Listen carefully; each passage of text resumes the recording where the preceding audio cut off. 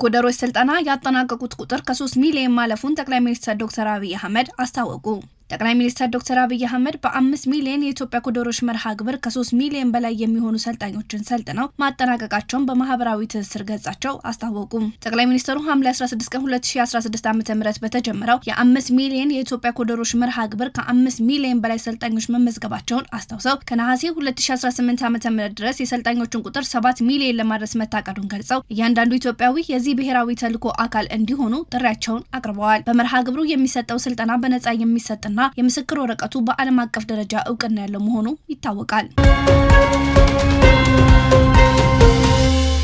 የጤና ሚኒስቴር የጤና ባለሙያዎች የብቃት ምዘና ፈተና ከሰኔ 17 እስከ 19 2018 ዓ.ም እንደሚሰጥ አስታወቀ። ጤና ሚኒስቴር ከከፍተኛ ትምህርት ተቋማት በመጀመሪያ ዲግሪ ተመርቀው የብቃት ምዘና ፈተናውን ለመውሰድ ምዝገባ ያጠናቀቁ የጤና ባለሙያዎች በፈተናው መሳተፍ እንደሚችሉ በማህበራዊ ትስስር ገጹ አስታውቋል። ሚኒስቴሩ ሁሉም ተፈታኞች ሰኔ 16 2018 ዓ.ም ከሰዓት 8 ሰዓት በመፈተኛ ጣቢያ በመገኘት ስለ ፈተናው አሰጣጥ ቅድመ ገለጻ እንዲከታተሉ፣ የቅድመ ፈተና መለማመጃ ጥያቄዎችን እንዲሰሩ፣ የመፈተኛ ክፍሉን እንዲለዩ ያሳሰበ ሲሆን ተፈታኞቹ በፈተና ወቅት የብሔራዊ መታወቂያ እንዲሁም ሲስተሙ የሚሰጠውን የኪውአር ኮድ ያለው የፈተና መግቢያ ይዘው እንዲገኙ ሚኒስቴሩ አሳስበዋል።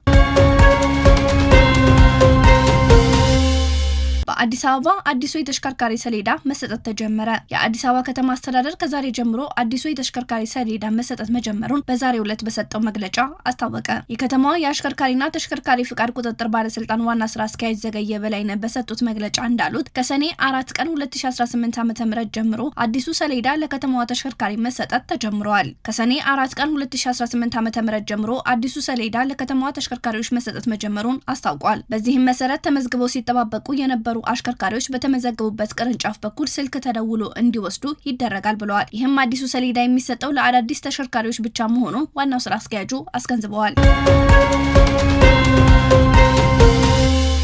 የአፍሪካ ህብረት ኮሚሽን ሊቀመንበር መሐመድ አሊ የሱፍ ለአፍሪካ ቡድኖች መልካም ምኞታቸውን ገለጹ። ለመጀመሪያ ጊዜ 48 ሀገራት የሚሳተፉበት የ2026 ዓለም ዋንጫ ዛሬ መጀመሩን አስመልክቶ የአፍሪካ ህብረት ኮሚሽን ሊቀመንበር መሐመድ አሊ የሱፍ በትልቁ መድረክ አህጉሪቱን ለሚወክሉ 10 ቡድኖች መልካም ምኞታቸውን፣ ጠንካራ ድጋፋቸውን ገልጸው ይህ በታሪክ ከፍተኛ የአፍሪካ ሀገራት ተሳትፎ የአፍሪካ እግር ኳስ እያሳየ የመጣውን ቀጣይነት ያለው እድገት እንዲሁም የተጫዋቾቹን ተሰጥኦና ጥንካሬ የሚያንጸባርቅ ነው። ይህ ሁሉንም አፍሪካውያን በጋራ ተስፋና ደስታ የሚያስተሳስር የአህጉራዊ ኩራት የምዕራፍ ማሳያ ነው ሲሉ ገልጸዋል።